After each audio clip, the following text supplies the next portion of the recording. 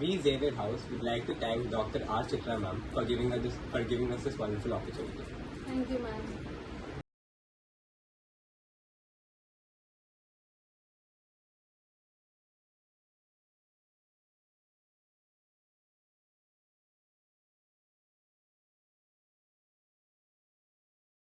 The neural system's beginning is just as complex as the system itself.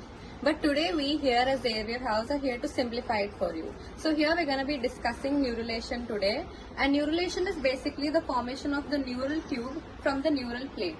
So getting into the details, we have like three germinal layers. First off, we have the endoderm, mesoderm and the ectoderm. Part of the cells of the ectoderm differentiate to form the neuroectoderm, which is also referred to as the neural plate. So the lateral edges of the neural plate elevate to form this like neural folds, and the mid-region invaginates to form the neural groove. The neural plates and this phenomena of the formation of the neural folds and the neural groove is known as convergent extension. So after the formation of the neural folds and the neural groove, the neural folds gradually move to fuse at the midline, first cervically and then anteriorly and posteriorly towards the cranial and the caudal ends respectively.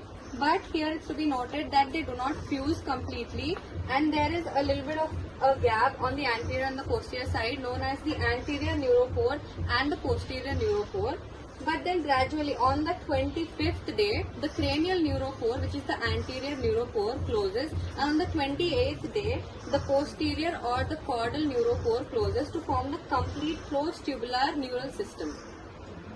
The molecular regulation of neurulation process occurs at gene transcriptional level, where there are two important factors that regulate the process of neurulation.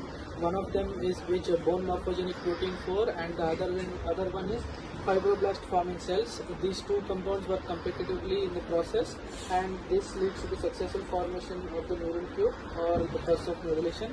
The inactivation of bone morphogenic factor 4 and the activation of fibroblast forming cells is the main important key event that happens in the neurulation process.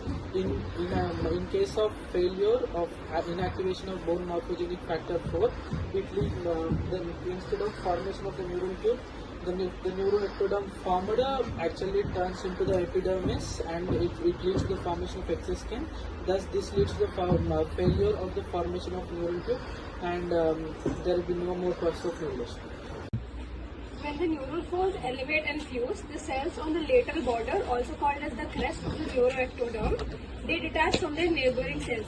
These cells undergo epithelial to mesenchymal transformations, and then they form the melanocytes in the skin, hair follicles, sensory ganglia, sympathetic and enteric neurons, cells of the adrenal medulla, craniofacial skeleton, etc. The neural clasp cells are also known as the fourth geometria. Neurulation usually occurs at the third week of the development of the embryo. As it was said earlier, the neural folds fuse midline and grows gradually anteriorly and posteriorly to form anterior neuropore and posterior neuropore. And if this fusion fails, it leads to some neural tube defects. Now we are going to discuss about some neural tube defects. If the neural tube fails to form anteriorly, that is at cranial end, the brain vesicles fails to form, and this defect is known as anencephaly. And if the neural tube fails to fuse anywhere from the cervical region caudally, then this defect is known as spina bifida. If the spinal cord is intact and the arches do not fuse, then this defect is known as spina bifida occulta. And if the meninges protrude from the gaps between the vertebral column, this defect is known as meningocele. And if the brain tissue protrudes, it is known as myelomeningocele. The most common point for the spinal bifida is at the lumbosacral joint. Thank you.